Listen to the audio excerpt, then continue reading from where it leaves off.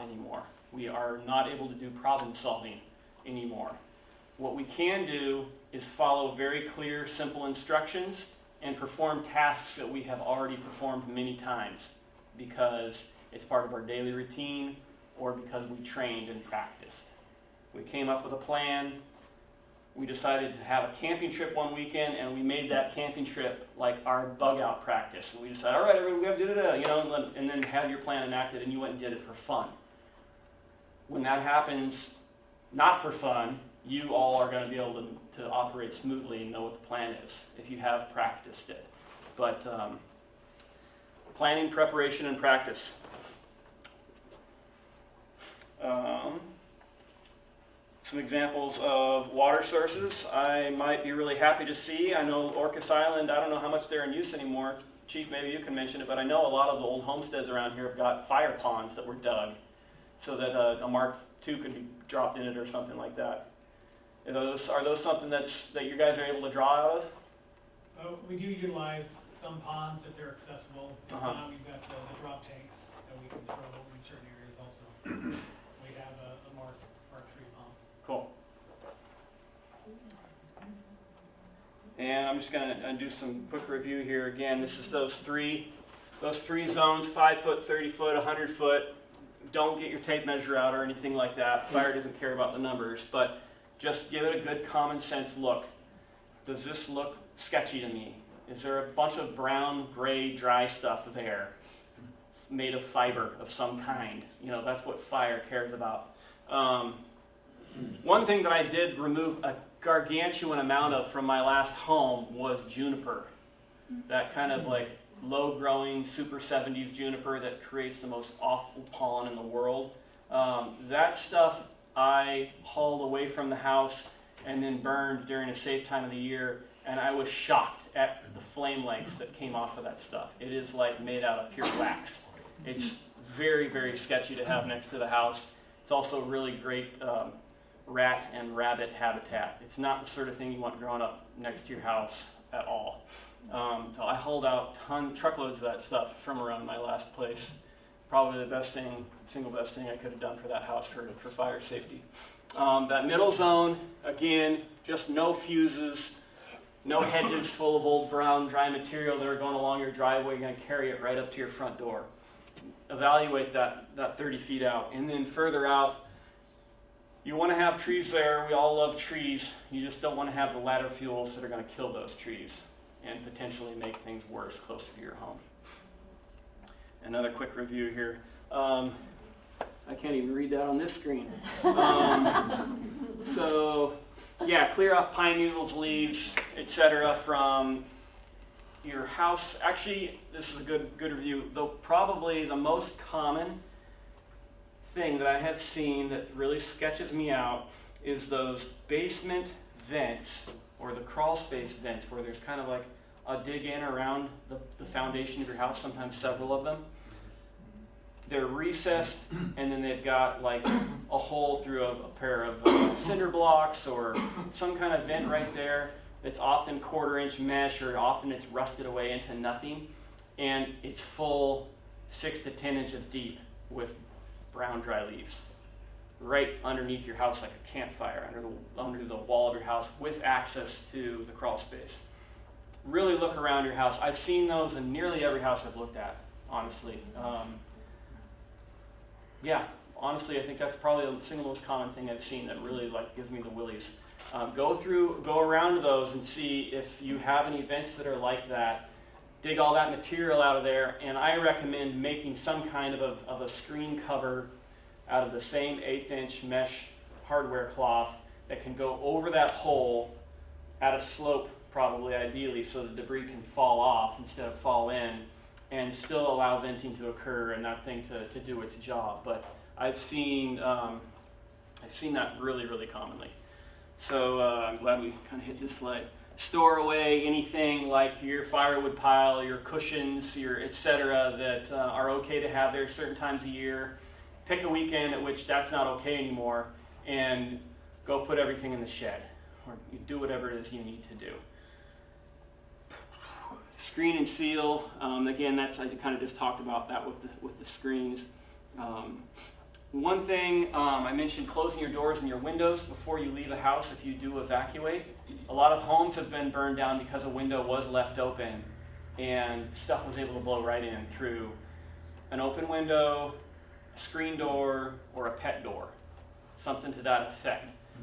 Everything else was screened off well, but that one little cracked window made the difference and caught the curtains or the carpet on fire or something. That is probably about the only thing that you should really take any extra time to do if you're being told to evacuate. You should have a bag ready to go and a plan to enact. Do you have any other recommendations, Chief Williams, on what you might want people to do if they're, other than just get the heck out of there?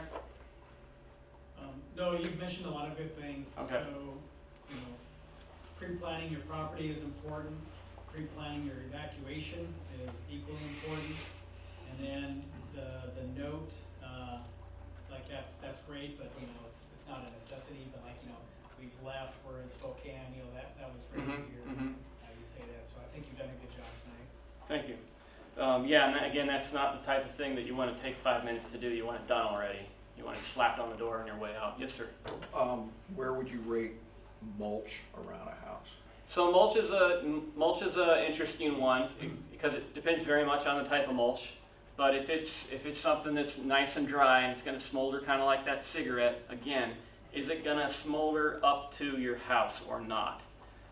And where I've found probably the most problems with mulch is when the wooden siding of the house goes down all the way to the ground or to the leaves that are blown up against it or whatever. I believe in this county code says that siding can't come within 6 inches of ground anyway. And the reason for that isn't necessarily fire. It's termites and carpenter ants and rot and the like. You don't want that there. Again, I think the last house I reviewed, that was his one recommendation. The house was amazing, but he had cedar shake siding, which again isn't optimal, but everything else was so good it didn't really worry about it too much. But in places it came down to the ground, and my main recommendation for him, because his ground was bare dirt, was still get that back there because you're going to have ants crawling up into the walls of your house. And I've remodeled homes like that, and it's not something you ever want to do. But that ideally you'll have any of that mulch. They say 5 feet away. I think that a solid foot is really good, and giving a very hard look at some other places where maybe it could, it's got an overhang that it can burn up into. But typically it's a smolder risk, and you want to have something like bare earth, pea gravel, and the like up against the foundation of your house ideally. Trim back any dead material, again, from any of the vegetation that's around your home. You don't want any fuel being a ladder fuel there. Yes, sir? On the cedar shake siding, yeah. Is there any other kind of mitigation that you should do? Like the gentleman mentioned hardy plank. Yeah. Do people ever just put that onto their siding, like maybe 4 feet up? Yeah, a wainscoting around is a great idea. You can remove the bottom however many feet that looks good for your porch line or something like that, and replace it with something like hardy plank. And they do make stuff that looks like shingles out of that. You can get any kind of look for your siding you want out of something that's very fire resistant nowadays. So the cedar shake worries you way more on the roof than on the siding, right? Everything about the roof worries me more than the siding. And that's just because that's where all the fire is. It's not necessarily a gut thing for me, but the stats are 80% of homes burn because of their roof. So that's what I kind of am leaning towards. I have got like a long and deep relationship with fire outside of this work, so I have my own relationship with it and my own ideas about how it's gonna act on different fuels. But what cedar shake siding would really worry me about is if I've got, again, like a piece of lawn furniture cushion or something like that up next to it, and it's gonna give it a few moments to do something under there. Right. Remove anything that we've already talked about. It's within 30 feet. You don't want to have your firewood pile within 30 feet of your house in the summertime. I'd say take it off the porch. Take it back from your house, minimum of 30 feet. Have a nice wood shed out there. It's a fun little carpentry project you can do on a weekend or something like that. But have something out there or even just a tarp or some roofing that can go over it and keep it away from your home for the summer. In the summer, it doesn't need to be covered at all. And close all your doors and windows on your way out. That pretty much covers that review. And take this email down right here. That's my email. It's my work email for this. Feel free to contact me, and I will get back to you as soon as possible and write you back, and we can schedule me coming out to your place. And there are cards for Nathan over there in the front. Yep. I didn't turn the lights back on. Would you mind hitting the lights? That'd be great. Oh, they're just on the side there. Either side. Thank you. Well, thanks so much for coming, everyone.